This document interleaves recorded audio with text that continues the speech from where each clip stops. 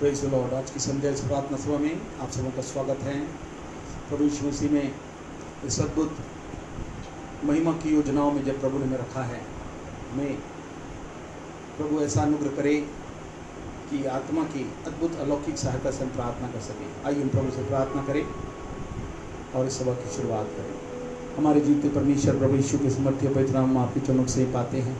आप करते धन्यवाद करते हैं। आज की पुनः संध्या आपने दिया कि हम कलीसियाई रूप से आपकी चुनी हुई, आपके लव से खरीदी हुई कलीसिया एक साथ मिलकर प्रभु से प्रार्थना में जुट जाए। और जितने लोग इसमें सहभागी उन सब के लिए प्रभु विशेष अनुग्रह और विशेष आत्मा की अलौकिक सहायता जो प्रार्थना करने वाले भावों के लिए आपने प्रदान कर दी है, जो हमारे लिए आवश्यक है, उसको पूरी करने के लिए आज अपने अलौकिक वाणी को हमारे जीवन में प्रवाहित करिए, जिससे कि हमारी प्रार्थनाएं सफल, प्रबल और जयवंत हो सके और फलवंत होकर हमें से हरेक के लिए आशीष का, उद्धार का, महिमा का कारण बनने वाले हो सके। पूरे समय को पवित्र आत्मा आपके नियंत्रण में लेते हैं।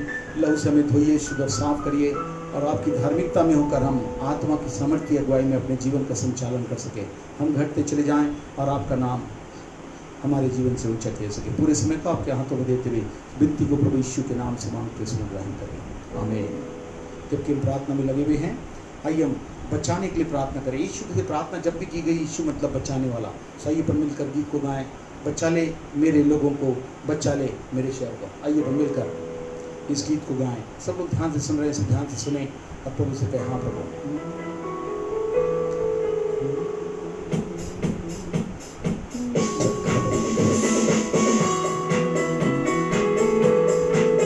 साथ मिलकर गाएंगे, प्रभु की महिमा करेंगे। बचा ले मेरे लोगों को, बचा ले मेरे शहर को, बचा ले मेरे लोगों को, बचा ले मेरे शहर को। यीशु तेरी दया से, यीशु तेरी दया से, यीशु तेरी दया से, यीशु तेरी दया से। बुरी आदत से, बुरे विचारों से, श्रापों से और पापों से, बुरी आदत से, बुरे विचारों से, श्रापों से और पापों से, बचा ले मेरे लोगों को, बचा ले मेरे शहर को, बचा ले मेरे लोगों को, देश को, बचा ले मेरे देश को। हाँ प्रभु, यहाँ पर भेजिए, तेरे वचन को भेजिए जो अपने लोगों में और अपने शहर में लोगों के पास जाए। लास्ट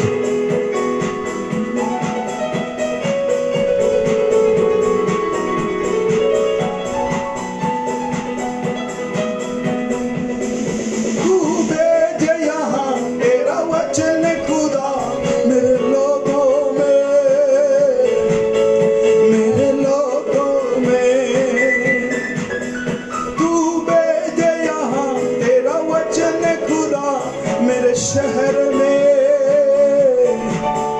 मेरे शहर में दोहराए, तू भेज यहाँ तेरा वचन खुदा अपने लोगों में, अपने लोगों में, तू भेज यहाँ तेरा वचन खुदा इस देश में, मेरे देश में। बचा ले मेरे लोगों को, बचा ले मेरे शहर को, बचा ले अपने लोगों को, बचा ले मेरे देश को। यीशु तेरी दया से, यीशु तेरी दया से, यीशु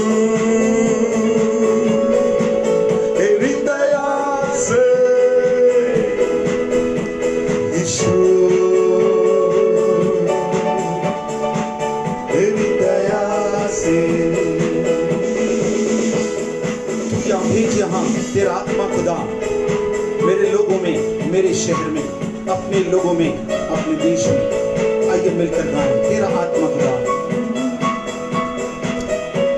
तू भी आज तेरा आत्मा खुदा अपने लोगों में, अपने शहर में।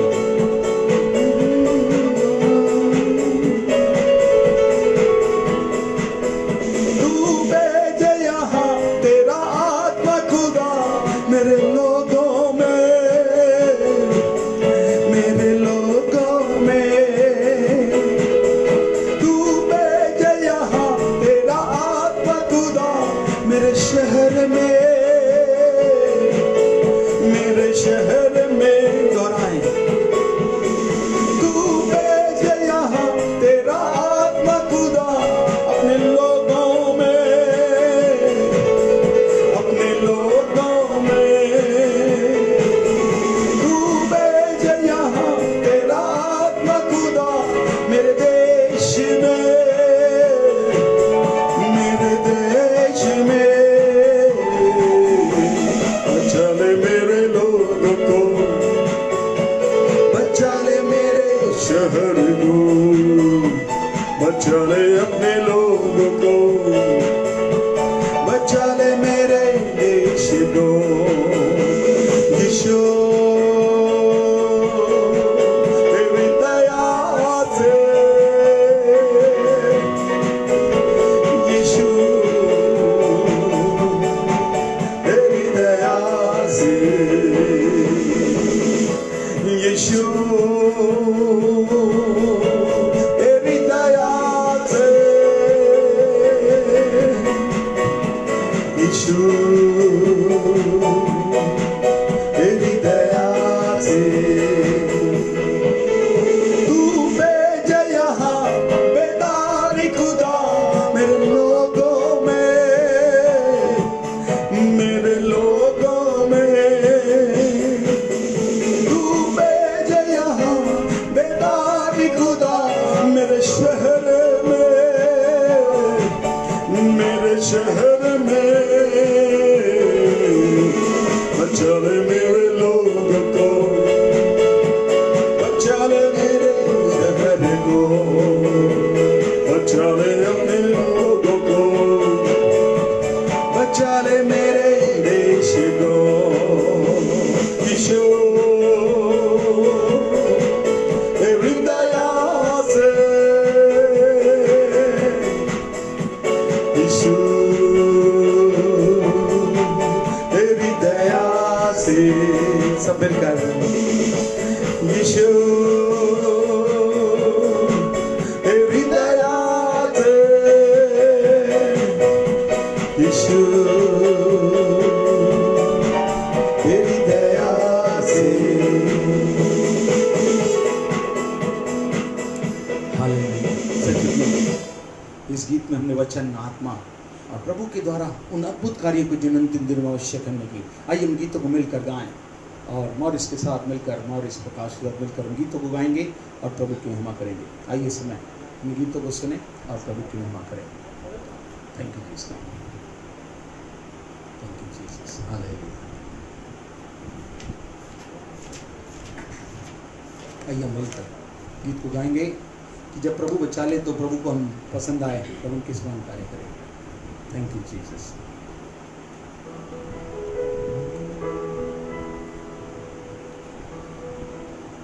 मैं तुझको पसंद आऊं, मैं तेरे दिल को भाऊं, ऐसा मुझको बना, ऐसा मुझको बना। मैं तुझको पसंद आऊं, मैं तेरे दिल को भाऊं, ऐसा मुझको बना, ऐसा मुझको बना। मेरे अंदर मेरी आदतों को भर दे, मेरे अंदर तेरी चाहतों को भर दे। मेरे अंदर मेरी चाहतों को भर दे, मेरे अंदर मेरी चाहतों को भर दे। मैं तुझको पसंद आऊं, मैं तेरे दिल को भाऊं, ऐसा मुझको बना, ऐसा मुझको बना, मैं तुझको पसंद आऊं, मैं तेरे दिल को भाऊं, ऐसा मुझको बना, ऐसा मुझको बना।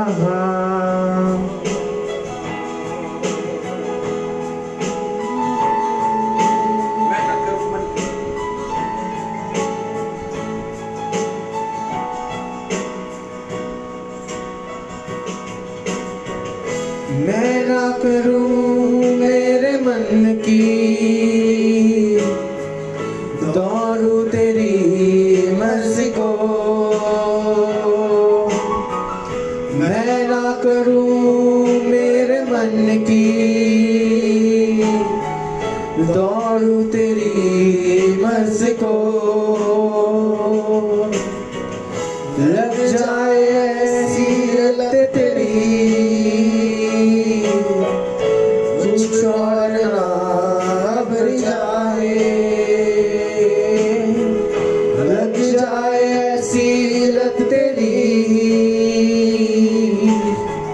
कुछ और ना भर जाए, तेरी हर ख्वाहिश को मैं अपनी आदत बना लूं, ऐसा मुझको बना, ऐसा मुझको बना, तेरी हर ख्वाहिश को मैं अपनी आदत बना लूं, ऐसा मुझको बना, ऐसा मुझको बना। मैं तुझको पसंद आऊं, मैं तेरे दिल को बाहूं, ऐसा मुझको बना, ऐसा मुझको बना, मैं तुझको पसंद आऊं, मैं तेरे दिल को बाहूं, ऐसा मुझको बना, ऐसा मुझको बना। मेरे अंदर तेरी आदतों को भर दे, मेरे अंदर तेरी चाहतों को भर दे, मेरे अंदर तेरी आदतों को भर दे, मेरे अंदर मेरी चाहतों को भर दे, मैं तुझको पसंद आऊं, मैं तेरे दिल को बाहूं, ऐसा मुझको बना, ऐसा मुझको बना, मैं तुझको पसंद आऊं, मैं तेरे दिल को बाहूं, ऐसा मुझको बना, ऐसा मुझको बना।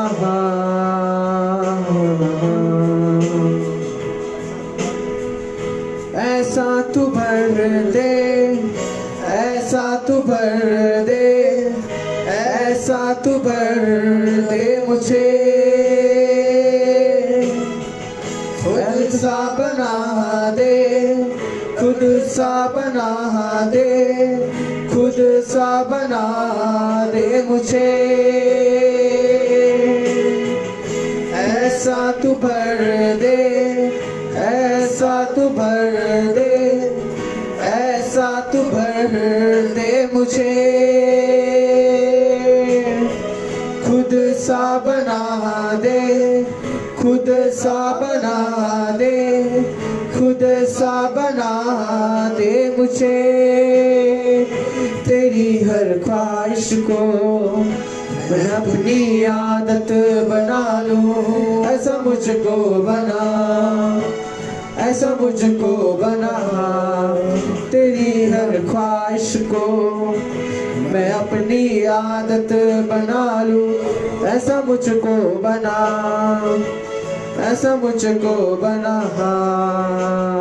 मेरे अंदर तेरी आदतों को भर दे,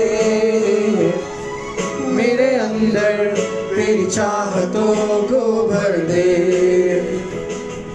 मेरे अंदर तेरी आदतों को भर दे,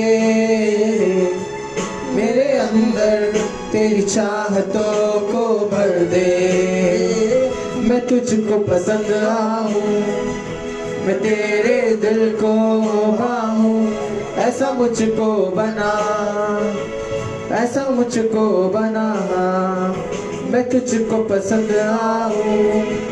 मैं तेरे दिल को पाऊं, ऐसा मुझको बना, ऐसा मुझको बना।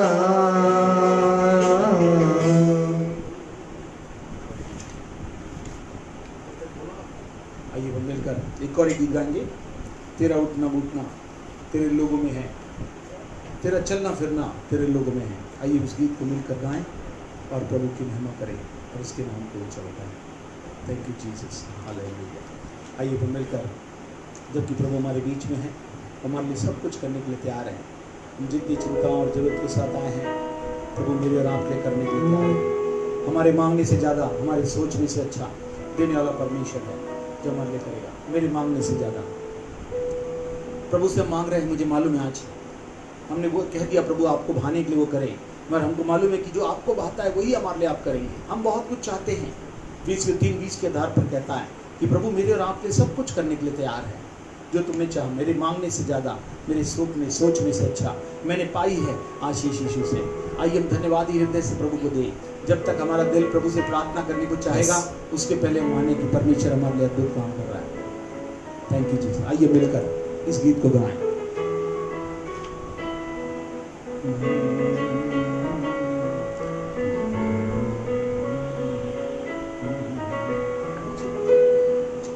आइए वो मिलकर प्रभु की महिमा करें, इसके नाम को ऊंचा उठाएं।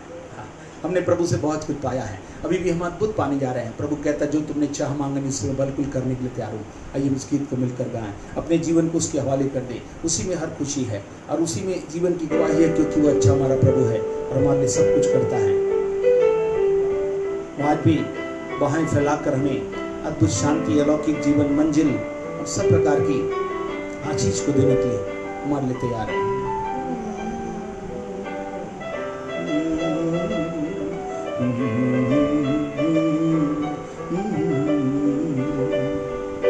मेरे मांगने से ज्यादा, मेरे सोचने से अच्छा मैंने पाई है आशीष यीशु से। मेरे मांगने से ज्यादा, मेरे सोचने से अच्छा मैंने पाई है आशीष यीशु से। मैं भटका हुआ मुसाफिर, मेरी राहों में थी मुश्किल, मैंने पाई है मंजिल यीशु से। मैं भटका हुआ मुसाफिर, मेरी राहों में थी मुश्किल, मैंने पाई है मंजिल यीशु से। मेरे मांगने से ज्यादा, गैरों ने छोड़ा, अपनों ने भी ठुकराया, वीरान थी जिंदगी, आंखों में आंसू, तनाइयों की रातें, मुश्किल में थी जिंदगी।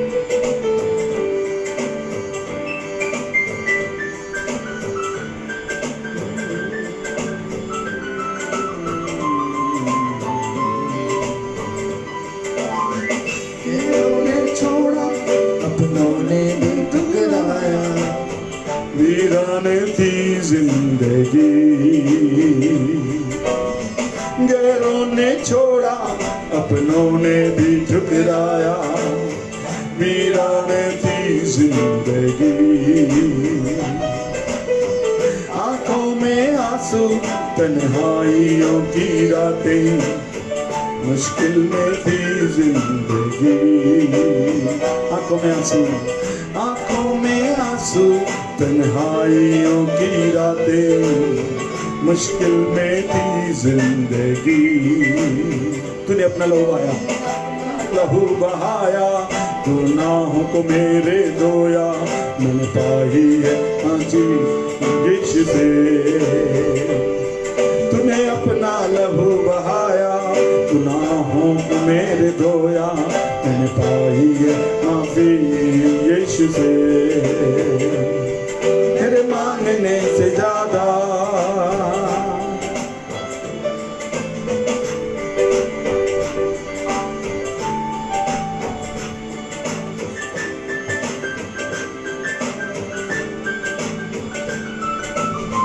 जीवन जीवन ये मेरा है तेरे हवाले, तूने ही दी हर खुशी। जीवन ये मेरा है तेरे हवाले, तूने ही दी हर खुशी। जाऊं जहां मैं तू तेरी गवाही, कितना अच्छा है तुमसे।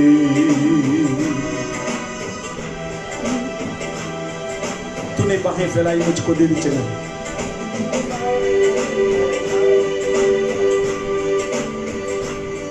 तूने बाहें फैलाई मुझको दे दी चंगाई।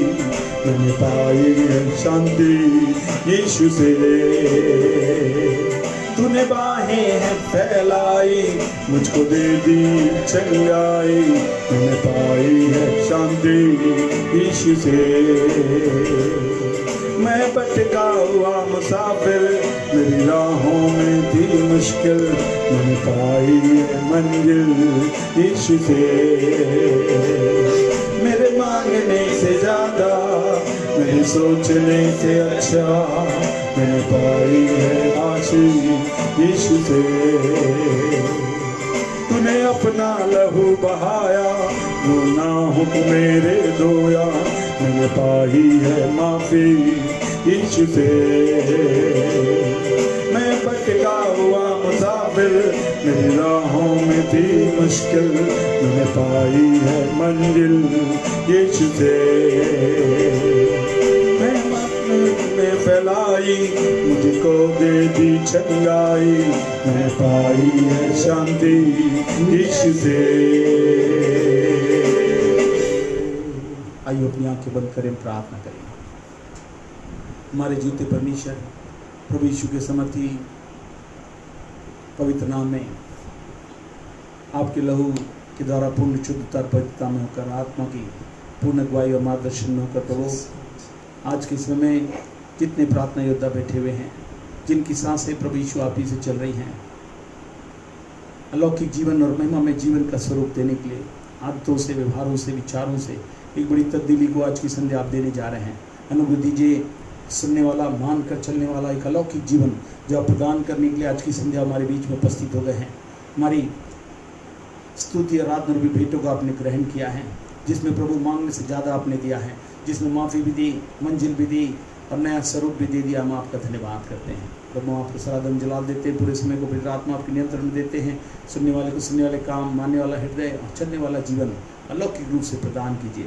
जितनी रुकावट बंद में प्रभु, इन बातों के रुकावट में आती सारी शक्तियों और प्रभावों को यीशु के नाम से बांध देते, लहू के बाड़े से को पहरे देते हुए इन माध्यमों को प्रभु आप सचमुच में प्रभावशाली बनाएं, जिससे कि सारी बातें हार आमीन के साथ, जो प्रभु यीशु मसीह में आपने कहा हार आमीन के साथ हर एक के जीवन में बोलने का धन्यवाद देते प्रभु। आपने हमारी प्रार्थना सुना, विनती प्रभु यीशु के नाम से मांगते सुन ग्रहण करें, आमीन आमीन।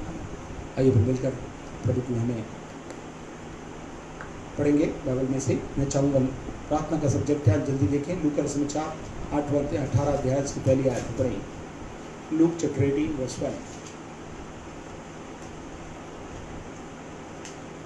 जल्दी से पढ़ें। लूका 18वां अध्याय की पहली आयत।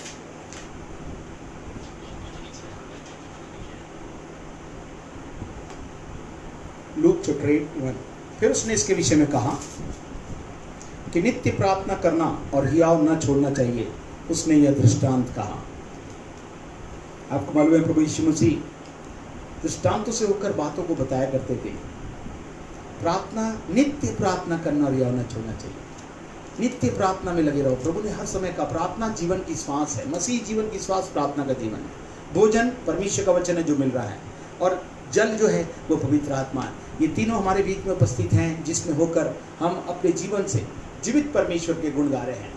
ऐसे जीवित परमेश्वर से जिस नाम से हमारा जीवन चलता है, जिस नाम से हमारी प्रार्थनाएं चलती, जिस नाम से हमारी स्तुति आराधना कबूल होती है, जिस नाम से परमेश्वर अपनी अद्भुत अलौकिक शक्ति को हमें से हर एक के जीवन में प्रवाहित करता है, वो परमेश्वर आज हमारे बीच में उपस्थित है। सच में प्रार्थना का विषय है। हम प्रार्थना के दिवस में हम जमा हुए हैं। हम चाहते हैं कि प्रार्थना के अद्भुत माध्यम को बढ़ाते चले, इससे प्रभु की अद्भुत महिमा का भाग हमने से हर एक के जीवन में होने पाए। को। इस प्रार्थना को हम देखेंगे कि प्रार्थना क्या चीज़ है। प्रार्थना में मैंने आपको बताया था, प्रार्थना बहुत जरूरी है हर एक मसीह जीवन के लिए। सांसें होती है तब तक जीवन होता है और उनके साथ सब कुछ होता है। आइए हम देखिए प्रार्थना में फिर प्रे शब्द आया, प्रे पर पी सबसे पहली शब्द आता है प्रार्थना जो मेरे में पिछली बार हमने देखा था, उसमें कॉल से संबंधित कहा था। जो कुछ हम मांगेंगे प्रभु देगा, हमारी अपेक्षाओं से बढ़कर देगा। जो बातें सोची समझी देखी नहीं उनको भी देगा और प्रभु बड़ी बड़ी बातों को बताएगा। मगर आज विषय को प्रभु हमें बताना चाहता है कि नित्य प्रार्थना करना, रिया नहीं छोड़ना। अगर आज किस बातों के साथ हमारी हिम्मत हार रही है, हम थक चुके हैं, हम परेशान हो सके हैं, हम अवस्थाएं हमको रोक रखी हैं, या जिस किसी कारण से हमारा हियाव या हमारा हिम्मत कम होता चला जा रहा है, उसके लिए प्रभु ने कौन सी बातें कही उसको हम ध्यान से सुनेंगे, जिससे प्रभु हमसे इन बातों को कह सके जो उसने हमारे लिए रखा है, कि बिना अद्भुत बातों को अपने जीवन में देखें। सबसे पहले जो शब्द है वो दिखा है, पी फॉर प्रेज, प्रशंसा मेरे और आपके जीवन में होना बहुत जरूरी है। यीशु मसीह ने, आपको मालूम है, सबसे पहले प्रार्थना करना सिखाया तो क्या बोला है? आपको मालूम है पहला शब्द उसने क्या बोला था? जब उसने प्रार्थना करना सिखाया तो उसने क्या कहा? मत्ती के 6वें अध्याय में हम लोग सब बोलते हैं, तेरा नाम क्या माना जाए? पवित्र माना जाए। हाँ, 6वां अध्याय की 9वीं आयत को। सो तुम इस रीति से प्रार्थना किया करो, हे हमारे पिता, तू जो स्वर्ग में है, तेरा नाम पवित्र माना जाए। जी हाँ, हाँ, हाँ, तेरा नाम पवित्र है। Hallowed be your name। प्रभु आपका नाम पवित्र माना जाए। प्रशंसा के योग्य केवल एक ही है, क्योंकि वही प्रशंसनीय है, उसी के कार्य हमारे लिए प्रशंसनीय है। आज मैं और आप ये जमा हुए, सबसे पहले प्रेज हमारे जीवन में बहुत आवश्यक है। जब भी हम किसी से कुछ मांगने चाहेंगे, यदि उसकी प्रशंसा न करें तो हमारे जीवन में कुछ नहीं होता। आज के वातावरण में जितने लोग की इस विभाग में शामिल है, सबकी प्रशंसा के लिए न्यूज़ में सुन रहे हैं, सब जगह से बेहतर प्रयास किए जा रहे हैं। लोग बता रहे हैं इनके सहयोग के द्वारा आज की परिस्थिति में बहुत अच्छी सहायता मिल रही है। मगर सारी मानव जाति के लिए प्रभु यीशु ने जो कार्य मेरे और आपके लिए कर दिया, उसकी प्रशंसा से बढ़कर कोई दूसरी है ही नहीं, क्योंकि दूसरा नाम ही नहीं है। नहीं दूसरे ने किसी ने ऐसा काम किया, न ही कोई जीवित है, और नहीं हमारे लिए इन सारे सौभाग्य को हमारे जीवन में देने के लिए तैयार है। इसलिए सबसे पहले मॉडल ने, प्रेयर ने, जो प्रभु ने सिखाया वो ये कहा था, प्रभु आपका नाम क्या माना जाए? पवित्र माना जाए। सबसे बड़ी प्रशंसा आपकी है, आपका नाम ऊंचा किया जा सके। भजन संहिता 100 उसकी 4थी आयत में हम पढ़ते हैं तो हमको मालूम होगा। भजन संहिता 100 उसकी 4थी आयत में, उसके फाटकों से धन्यवाद और उसके आंगनों में स्तुति करते हुए प्रवेश करो, उसका धन्यवाद करो और उसके नाम को धन्य करो। जी हाँ, उसके फाटकों से धन्यवाद और उसके आंगनों में स्तुति करते प्रवेश करो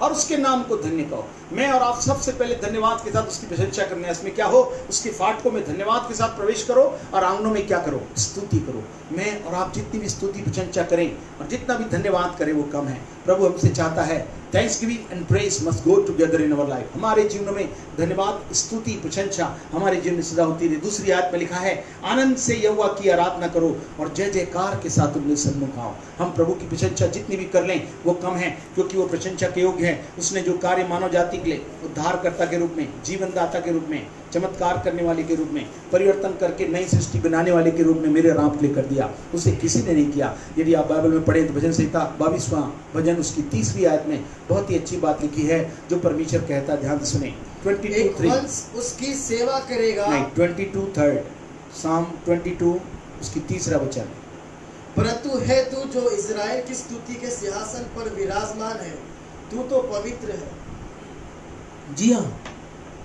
इज़राइल की स्तुति के सिंहासन पर विराजमान है। इज़राइल अर्थात जो लोग शुद्ध मन के, यीशु के लहू से धुले हुए लोग हैं, जिन्होंने यीशु को अपना प्रभु और उद्धारकर्ता माना। यीशु मानव जाति के पापों को क्षमा करने के लिए आ गए, लहू का दाम दिया, मारे गए, गाड़े गए और जी उठे। आज भी वे जीवित हैं। इसके पास जब हम आए हैं तो हमको मालूम होना चाहिए सबसे पहले हम क्या चाहता प्रभु, हम इन बातों को याद रखें। लिखा है, इज़राइल की स्तुति के सिंहासन पर विराजमान है। वो कहाँ पर विराजमान होता है, कब उपस्थित हो जाता है? उसके भक्त जैसे ही प्रभु की स्तुति करने लगते हैं, उसकी प्रशंसा करने लगते हैं, वो हमारे बीच में उपस्थित हो जाता है। जैसे भजन 100 में पढ़ा है, सारी पृथ्वी के लोगों क्या करो? उसका धन्यवाद करो, उसकी स्तुति करते उसके आंगन में आओ। क्यों? क्योंकि वो प्रशंसा में विराजमान होने वाला, बैठने वाला, स्वर्ग में स्वर्गदूत लगातार 24 घंटा लगातार उसकी आराधना करते हुए स्थान पर बैठा। आज भी उसके भक्त लोग, जो लोग विश्वास करके इस सौभाग्य को प्राप्त किए, प्रभु कहता है जहाँ पे उसकी स्तुति और प्रशंसा होती है वहाँ पे परमेश्वर उपस्थित हो जाते हैं। इससे पहले कि उसने जो कार्य करके मेरे और आपके उपलब्ध किया है, उसकी तारीफ और उसकी प्रशंसा करते उसको अपने बीच में बुला ले, उसको वेलकम करें। वो परमेश्वर हमारे बीच में आ जाइए, हम आपकी स्तुति प्रशंसा करते हैं, जो किसी मनुष्य नहीं कर सका, महापुरुषों ने नहीं कर सका, अच्छे अच्छे लोगों ने नहीं कर सका, उसको प्रभु यीशु ने करके आपने हमारे लिए मानव जाति के लिए सुंदर उपहार दे दिया है। हम आपकी तारीफ करते हैं, हम आपकी प्रशंसा करते हैं और आपके नाम को ऊंचा उठाते हैं। कैसे किया है तो आपको समझ में आएगा। This is the redemptive name of Jehovah. वो जो हमारा परमेश्वर है, प्रेमी परमेश्वर यहोवा परमेश्वर, उसने कैसे उसको नाम दिया गया, उससे आपको समझ में आएगा उसकी प्रशंसा क्यों करना है। इससे पहले कि वो अपनी प्रार्थनाओं को दे, प्रेम में सबसे पहले प्रेज जरूरी है। जब तक हम किसी से कुछ मांगने जा रहे हैं, आप उससे क्या मांगेंगे, आप उसको मानते क्या हैं, पहले मानना और उसकी प्रशंसा करना, फिर उसके बाद अपनी जरूरतों को लेकर, अपनी आवश्यकता को लेकर पहुंच जाना है। देखिए सबसे पहले उत्पत्ति उसका 22वां अध्याय उसकी 14वीं आयत को, जिसको मिलता पढ़े, नहीं तो इसको लिख ले। 22:14 और इब्राहिम ने उस स्थान का नाम यहोवा ईरे रखा। इसके अनुसार आज तक भी कहा जाता है कि यहोवा के पहाड़ पर उपाय किया जाएगा। जी हाँ, उस स्थान का नाम क्या रखा, यहोवा ईरे रखा।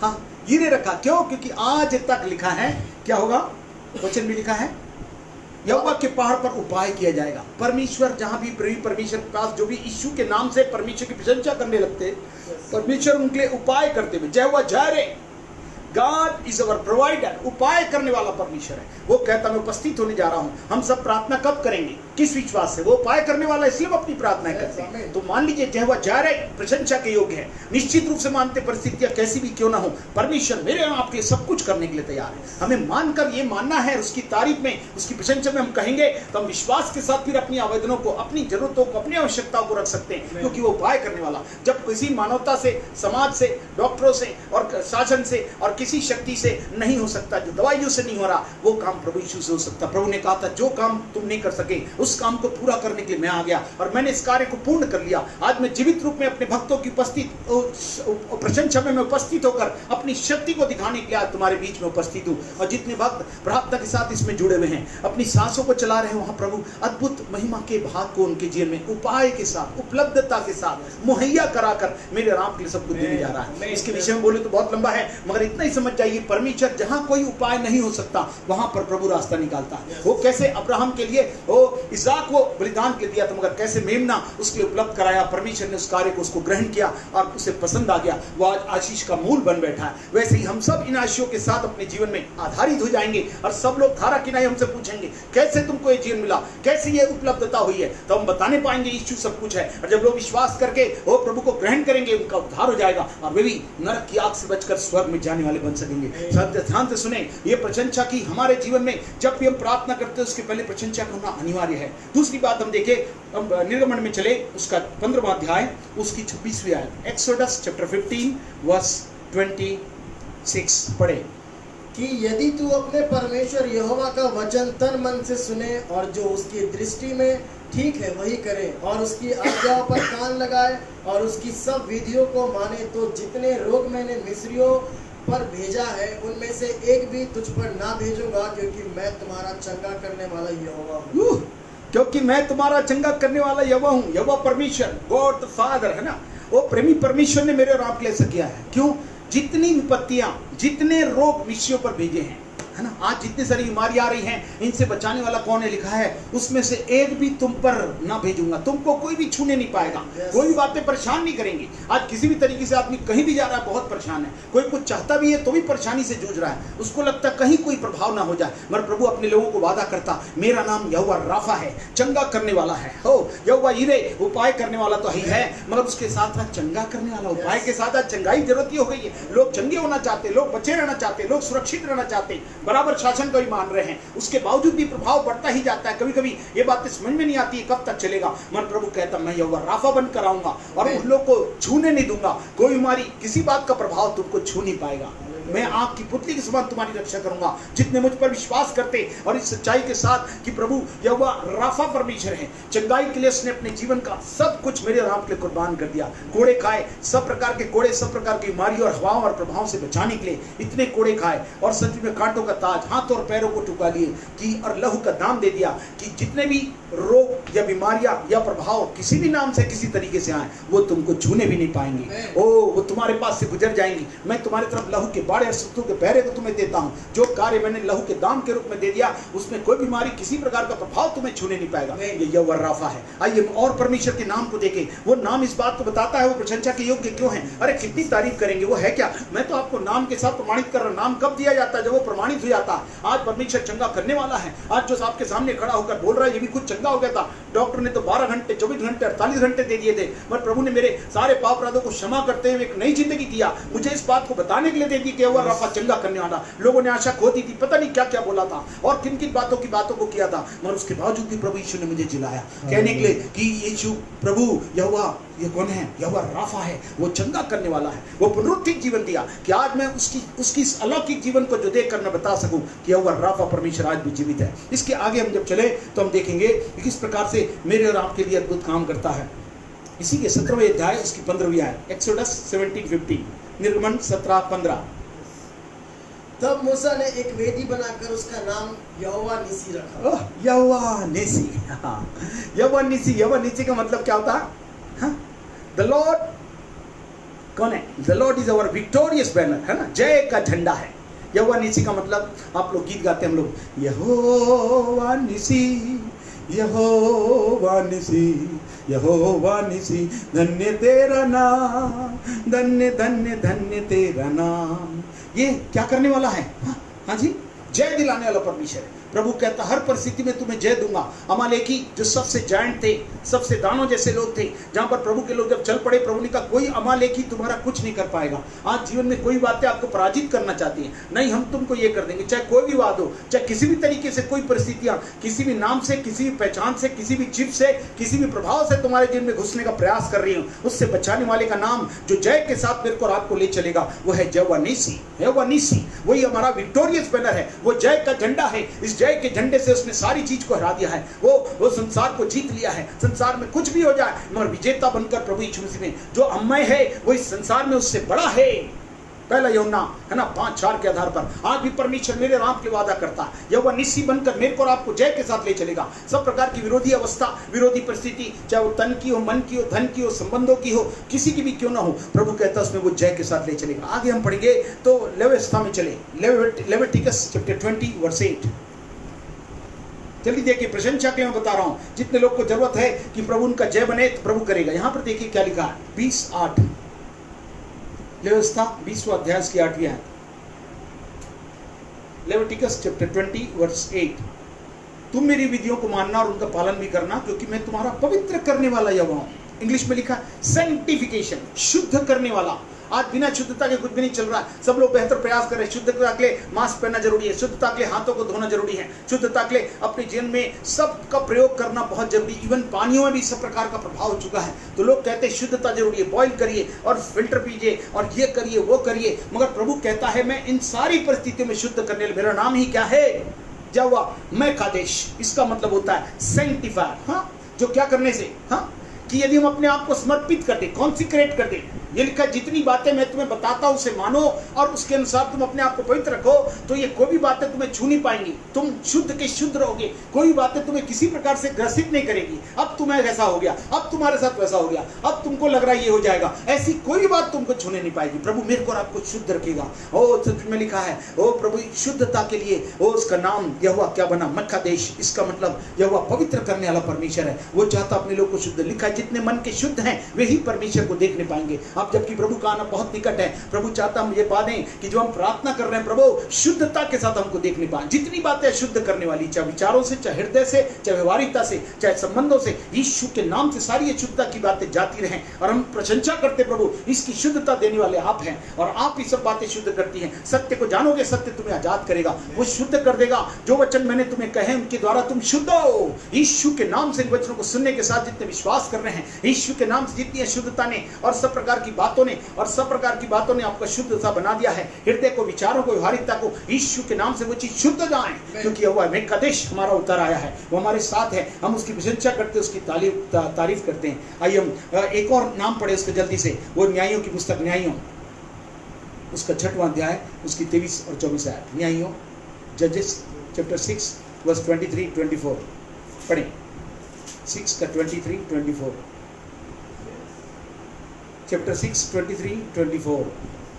यहोवा ने उससे कहा, तुझे शांति मिले, मत डर, तू ना मरेगा। तुझे शांति मिले, मत डर, तू नहीं मरेगा। अच्छा 24। तब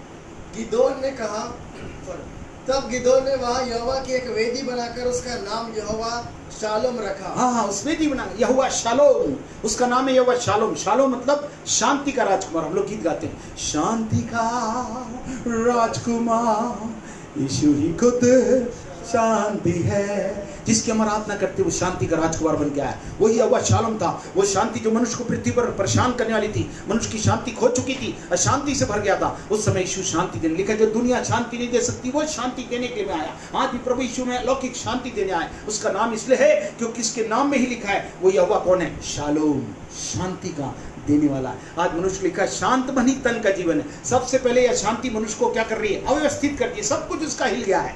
आज अच्छे अच्छे लोग हिलाने वाले हिल कर बैठ गए हैं, समित हो गए उनकी सब चीजें। मगर प्रभु कहता है यदि मैंने तुम्हें चलने के लिए, बढ़ने के लिए और हिलने के लिए, फलने फूलने के लिए बनाया तो कौन सी चीजें तुम्हें रोक रही हैं? ये बात यदि तुम सच्चे परमेश्वर को जान दो और उसकी दुहाई दो तो वो सामर्थ के साथ तुम्हारे लिए उतर आएगा। यह वह शालोम बनकर रहेगा। कोई बातें तुम्हारे जीवन में किसी प्रकार से रोक का कारण नहीं बनेगी। इसके बाद एक और पढ़े, भजन संहिता 23 उसकी पहली आयत पे हम लोग सबको याद ही है, मगर फिर भी मैं चाहूँ इसे पढ़ें और बोले। 23:1 यहोवा मेरा चरवाहा है, हाँ। मुझे कुछ घटी ना होगी। हाँ, यहोवा मेरा चरवाहा है, मुझे कुछ घटी ना होगी। हाँ, क्या मतलब इसका? यहोवा रोही, यहोवा रोही, यहोवा रोही वो हमारे लिए क्या है? हाँ, रोही। रोही का मतलब क्या होता है? चरवाहा, शेफर्ड। शेफर्ड का लिए होता है मालूम? फीड करने के लिए। चरवाहे का काम होता है भेड़ों को क्या करे? खिलाए। निश्चित विश्वास करिए जितनी भी आत्मिक बातों की आवश्यकता है मेरी और आपकी आत्मा को सुरक्षित रखकर प्रभु के पास तक ले जाने के लिए, हाँ, उसमें वो फीड करने के लिए। दूसरा वो ही मेरे को और आपको गाइड करता है। कभी भी चरवाहा भेड़ों को चराते हुए चलता है, वो निश्चित रूप से चरवाहा बनकर ले चलेगा। इतना ही नहीं, वो शील्ड बनकर सब प्रकार की बातों से मेरे को और आपको बचाता है। इसलिए आप डरिए मत। यदि आपने यहोवा क्या यहोवा रोही मान लिया है जो चरवाहा है, चरवाहा का मतलब होता है यहोवा रोही। वो मेरी और आपको फीड करने के लिए, वो मेरे को और आपको गाइड करने के लिए, और वही मेरी और आपकी शील्ड बनकर, सुरक्षा बनकर, मेरे को और आपको कवच बनकर रखने वाला जीवता परमेश्वर है। जितने लोग ये तारीफ कर रहे हैं वहाँ पर बहुत सी प्रार्थना है जिसमें आप इन बातों के लिए करेंगे। मैं प्रभु कहता उसका उत्तर देने के लिए मैं तुम्हें तैयार हूँ। इसके साथ यिर्मयाह नबी की पुस्तक उसका 33वां अध्याय उसकी 16वीं आयत पढ़ें। यिर्मयाह चैप्टर 33:16। यिर्मयाह 33:16 उन दिनों में यहूदा बचा रहेगा और यरूशलेम निडर बसा रहेगा, और उसका नाम यह रखा जाएगा, अर्थात यहोवा हमारी धार्मिकता। हाँ, धार्मिकता। धार्मिकता मतलब राइट स्टैंडिंग विद गॉड। धार्मिकता का मतलब होता है प्रभु से सीधा संबंध। इसको बोलते हैं उनके नाम में the Jehovah Tsidkenu, the name meaning, जो मीनिंग है उनके नाम का अर्थ, जो सिदकेनु नाम, उसका मतलब है हाँ, वो हमारी धार्मिकता। धार्मिकता का मतलब राइट स्टैंडिंग विद गॉड।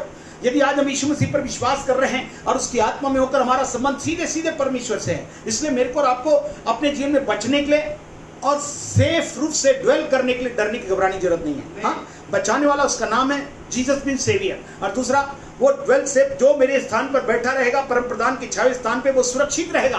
कोई चीजें उसे छूने नहीं पाएगी।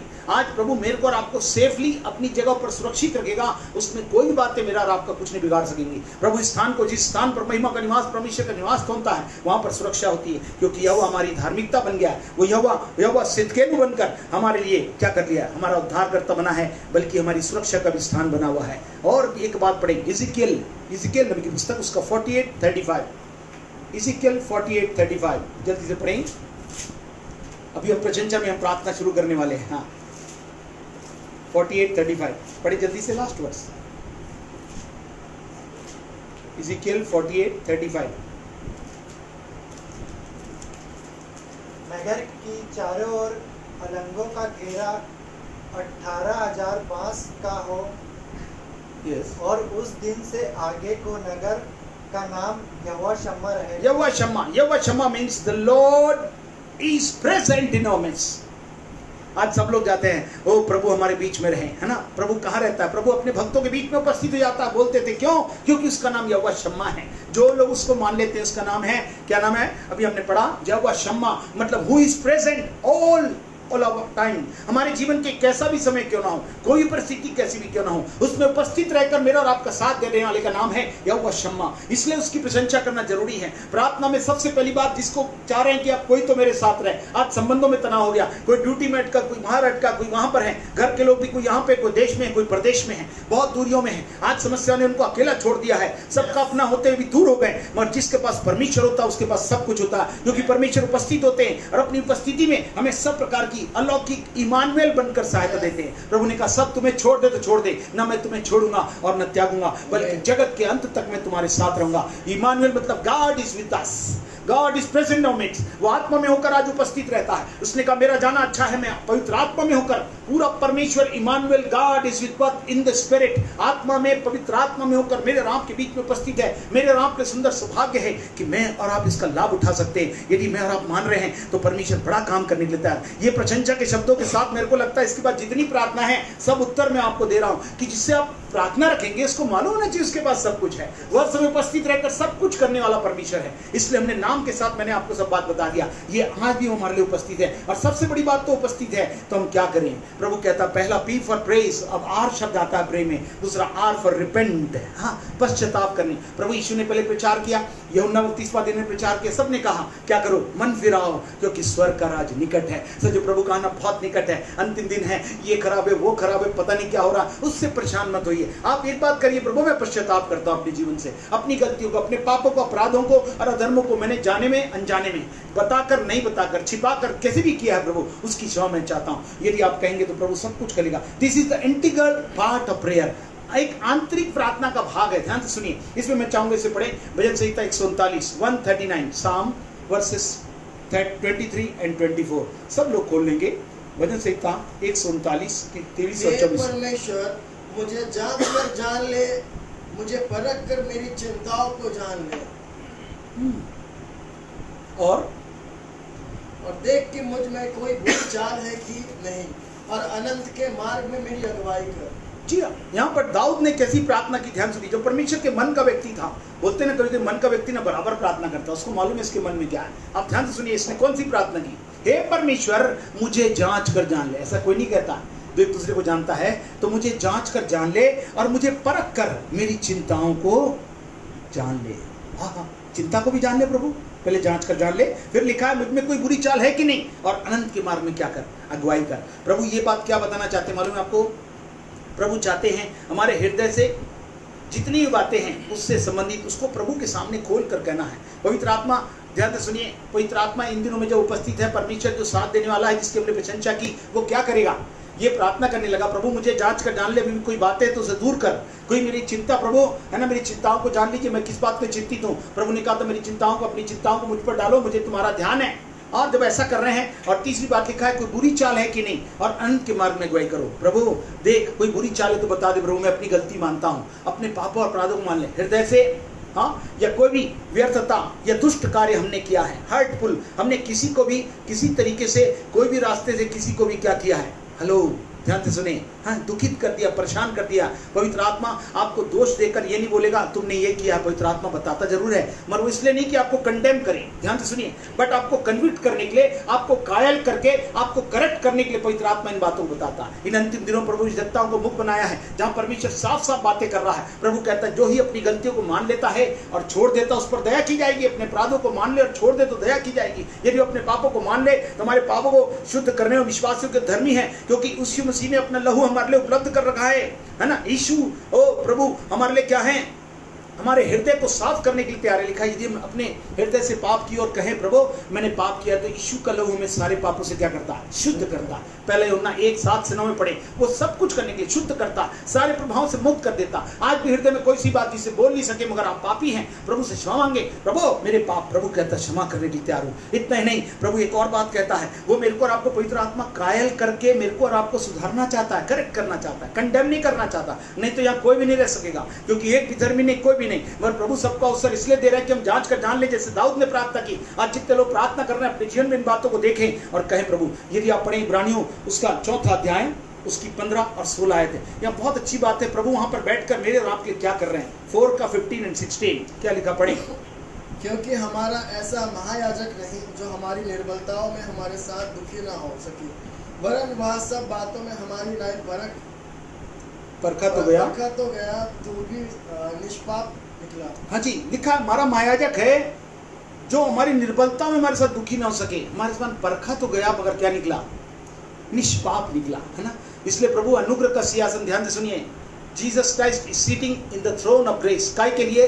कि हम हियाव बांधकर प्रार्थना के साथ उसके पास आए कि वो हम पर दया करे और वह अनुग्रह पाए जो आवश्यकता के समय हमारी सहायता करे। ध्यान से सुनिए, यीशु मसीह आज अनुग्रह के सिंहासन में बैठे हुए काय के लिए? कि मेरी और आपको सहायता प्रदान करे जो किसी से कोई सहायता नहीं मिल सकती। वो प्रभु अनुग्रह मतलब परमेश्वर का हाथ। जब आपके हाथ छोटे होते हैं, जब सबका प्रयास है इनसे नहीं हो सकता, उनसे नहीं हो सकता, तब परमेश्वर कहता मेरे हाथ बहुत लंबे हैं, मेरे हाथ छोटे नहीं हो कि तुम्हारा उद्धार नहीं कर सके, तुम्हें बचा नहीं सके, तुम्हें छुड़ा नहीं सके, तुम्हें चंगा ना कर सके, तुम्हें स्वस्थ ना कर सके, तुम्हें विजयी नहीं बना सके। सब प्रकार के जीवन देने के लिए वो तैयार है। इसलिए मेरे को आपको विश्वास करना है। मगर ये पश्चाताप इतना ही काफी नहीं, केवल हृदय को शुद्ध करने के लिए करें, साथ साथ जिन बातों की भी सहायता है, जरूरत है, उसको भी प्रभु करने के लिए तैयार है। सबसे पहले हमें कायल करेगा तो अपनी गलतियों को मानना है। प्रभु मैं पापी हूं, मैंने पाप किया प्रभु, जाने अनजाने में मैं क्षमा चाहता हूं। दूसरी बात हमने देखा, हृदय को शुद्ध करने के लिए यीशु का लहू है, अपने पापों को मानेंगे तो शुद्ध करेगा। तीसरी बात हमने देखा, उसका अनुग्रह का सिंहासन मेरी और आपकी आवश्यकता के समय सहायता करने के लिए उपलब्ध है। पता नहीं प्रभु अंतिम समय बचेंगे नहीं तो सीधा नरक पहुंचेंगे,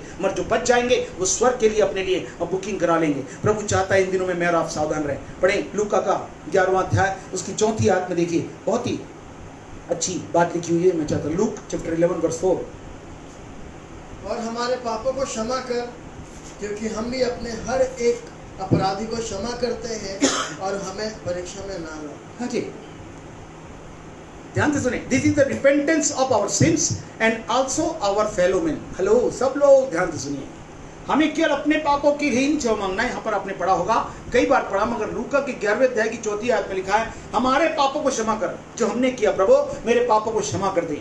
मगर लिखा है क्योंकि हम भी अपने हर एक अपराधी को क्षमा करते हैं। या हो सकता है किसी के अपराध के कारण हमने अपराध किया, प्रभु कहता उसे भी मैं क्षमा कर दूंगा। हालेलुया, ध्यान से सुने, हमारे पापों के लिए क्षमा करके हमारे फेलोमन जो भी इसमें अपराध में शामिल हो गए, जिसके लिपट गए हैं, प्रभु कहता उनको भी क्षमा करना बहुत जरूरी है। वो प्रभु चाहता मैं अपने पापों के लिए मानना है, साथ साथ क्या करना है, हम भी अपने हर एक अपराधी को क्षमा करना है। कोई भी अपराधी हमारे साथ कैसा भी कुछ किया है उसको भी क्षमा करना। केवल अपनी क्षमा मांगकर तेरा क्या होगा तू जान, ऐसा नहीं बोल सकते। मेरे को और आपको उनको भी क्षमा करना, तब मेरे और आपके जीवन में बातें होंगी। क्योंकि मत्ती 10:4 उसका 5वां अध्याय उसकी 23 और 24वीं आयत में क्या लिखा, पढ़े।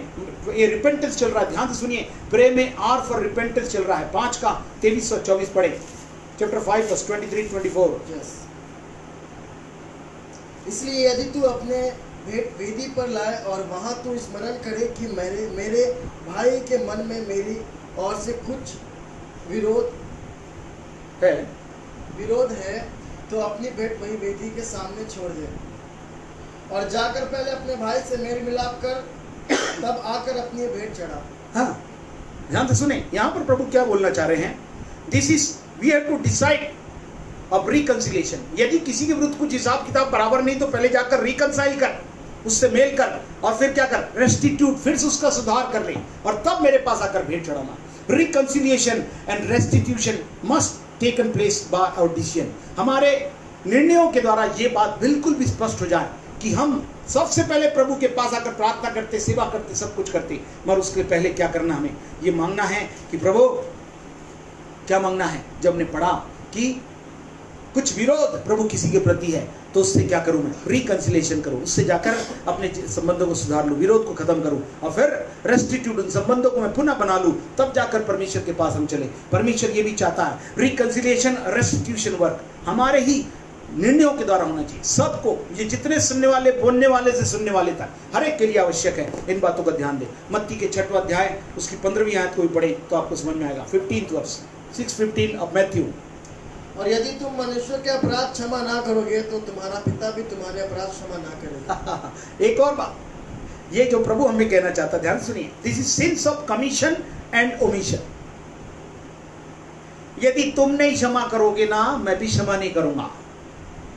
प्रभु की आज्ञा है तुम उसे क्षमा करो, तब तुम्हारा क्षमा होगा। कभी कभी हम क्षमा मांग लेते हैं मगर दूसरे को क्षमा करने के लिए तैयार नहीं। प्रभु कहता है commission and omission of sins belongs to Jesus Christ, है ना। मेरे को और आपको मांगना ही है, हमें प्रभु दूसरा अपराधियों को क्षमा करना है और फिर अपनी क्षमा मांगना है। ये बात भी बहुत जरूरी। जितने पश्चाताप करने वाले हैं, आज मामले को उसके कान में नहीं मान रहा, मैं अपनी मान लिया वो जाने, नहीं, ऐसा नहीं होता। कमीशन और ओमिशन, प्रभु की आज्ञा पहले मैं तेरे को अधिकार देता जाके क्षमा कर, और उसके बाद आकर तू क्या कर, हाँ क्षमा मांग, तो मैं तुझे क्षमा करूंगा और तेरे जीवन का सब कुछ अच्छा हो जाएगा। इसलिए हम दूसरों पर, तीसरों पर आकर अपनी गाड़ी नहीं अटकी रहेगी। आज प्रभु कहता है जितनी सांसें चल रही हैं वो आपके सुधार के लिए, आपको महिमा में ढालने के लिए है, महिमा में अद्भुत बातें बताने के लिए। जो अभी तक सोचा समझा देखा नहीं, उसमें माध्यम बनाकर आपको गवाह बनाने के लिए, आपकी क्षमा के द्वारा आप बहुतों को बचाएंगे, बहुतों को क्षमा के साथ स्वर्ग का रास्ता खुल जाएगा। वे लोग यीशु को प्रभु मानकर बचाए जाएंगे और शामिल किए जाएंगे। इतनी बात नहीं, मगर यहाँ पर एक और बात कहता है, तो बहुत से लोग दिल में रखे रहते, बोलते नहीं मैंने तो ऐसा कुछ भी नहीं किया, ये भी नहीं किया। Psalm 66 वर्स 18, भजन संहिता 66वां अध्याय उसकी 18वीं आयत को पढ़ें। भजन संहिता 66 वर्स 18, यहाँ पर एक वचन लिखा हुआ है जिसको हम ध्यान से पढ़ सकते हैं। यदि मैं मन में अनर्थ बात सोचता तो प्रभु मेरी ना सुनता। हाँ, यदि मैं मन में अनर्थ बात सोचता तो प्रभु नहीं सुनता। Prayer without a spirit of repentance, ध्यान से सुनिए। मन में अनर्थ है मतलब उसकी आत्मा ही कलंकित है। हेलो, बोल दिया, तूने ऐसा बोला तो मैंने बोल दिया, दोनों क्षमा हो गए, मान लिया, है ना। मगर आप किसी ने बोला किसी ने किया, कई दिल में रखे रहते हैं। प्रभु कहता है मैं दिल में रहने वाला परमेश्वर हूं, तुम मन में अनर्थ नहीं रख सकते। इसलिए प्रभु कहता है प्रेयर स्पिरिट ऑफ रिपेंटेंस। जब तक अब आत्मा आपकी पश्चाताप करने के लिए एग्री नहीं होगी, वो सब कुछ बेकार हो जाएगा, आपकी प्रार्थना बेकार हो जाएगी। जो आत्मा शुद्ध और निर्बल नहीं हो सकती है उसकी प्रार्थनाएं बेकार की हैं। लिखा है वो अनर्थ होती है, उसका कोई भी अर्थ नहीं रह जाता। अब बहुत अच्छी प्रार्थना कर रहे होंगे, हो सकता है सबका रिकॉर्ड तोड़ रहे हो, अब जबरदस्त प्रार्थना कर रहे होंगे, मगर यदि प्रार्थना में क्या ना हो, आत्मा की समर्पण नहीं है, आत्मा में रिपेंटेंस नहीं है, तो सब कुछ बेकार हो जाएगा। क्योंकि प्रभु कहता है नीति वचन 15वां अध्याय उसकी 8वीं आयत को पढ़ें। Proverbs chapter 15 verse 8, देखिए यहाँ पर क्या लिखा, बहुत ही अच्छी बात लिखी है। वो जिन लोग आत्मा में पापों की क्षमा मांग लेते, प्रभु मुझे शुद्ध कर, मैं दिल से भी जो रखा हुआ था, मेरे से गलती हो गई, मुझे क्षमा करिए, मुझे लहू से धो दीजिए, मुझे शुद्ध और साफ करिए। तो देखिए इसके लिए क्या कहता है 15:8, दुष्ट लोगों के बलिदान से यहोवा घृणा करता है, परंतु वह सीधे लोग की प्रार्थना से प्रसन्न होता है। सीधे लोगों की प्रार्थना से, सीधे मतलब अपराइट, सीधे मतलब ऐसा नहीं मैं सीधा हूं, सीधा का मतलब होता है अपराइट। प्रभु के साथ जिसका संबंध मनुष्यों के साथ भी जितनी क्षमा की बात बोले गए उसके साथ सही होता है, उन्हीं की प्रार्थना से परमेश्वर क्या होते हैं, प्रसन्न होते हैं। आज सब लोग बोले मैं प्रार्थना तो कर रहा था, मेरी सांस तो चल रही थी, तो भी कुछ नहीं है, सब प्रार्थना कर रहे हैं, ऐसा कौन नहीं कर रहा। मेरे को लगता है सभी रिकॉर्ड तोड़ रहे होंगे। बहुत अच्छी बात है, बहुत अच्छी बात है। अरे सांसें चलेगी तभी रिकॉर्ड बनेगा, जब तक ये नहीं होगा तब तक कुछ नहीं होगा। मगर ये जरूरी है कि ये सीधाई से होना, अपराइट होना चाहिए। धार्मिकता मतलब जिसका संबंध प्रभु यीशु से, उसकी आत्मा के साथ बिल्कुल, आत्मा से भी क्षमा हो, प्रार्थना भी क्षमा हो, दुश्मन को भी क्षमा, अपराधी को भी, विरोध को भी खत्म करके एकता का यह बात खत्म नहीं होगा, तब तक आपकी प्रार्थना से परमेश्वर खुश नहीं होंगे। धर्मी जन की प्रार्थना से, प्रभाव से परमेश्वर क्या होते हैं, प्रसन्न हो जाते हैं। इसलिए मेरे को और आपको मानने की जरूरत है जहां प्रभु अद्भुत काम करेगा। Hallelujah, hallelujah. ये हो गया PR हो गया। अब बचा PR के बाद क्या बचा, A फॉर आस्क। ध्यान से सुनिए, अब मैं और आप मांगेंगे क्या। अब मांगने में बड़ी बड़ी इंटरेस्टिंग चीज है, ध्यान सुनिए। अब हमारा समय आ रहा है, और में रिपेंटेंस कर लिए, प्रभु हमने मान लिया आप सब कुछ हैं। दूसरी बात, हम क्षमा भी मांग के प्रभु आपसे क्या कर रहे हैं, क्षमा मांग के आपके पास आते हैं। अब प्रभु कहता है तूने मेरी प्रशंसा की, और दूसरा मेरी क्या किया, मुझसे क्षमा मांग ली, है ना। अब तू मांग और मैं तुझे दूंगा। इसमें मांगना क्या है, this is the exaltation of God and exaltation of ourselves. हम अपने आप को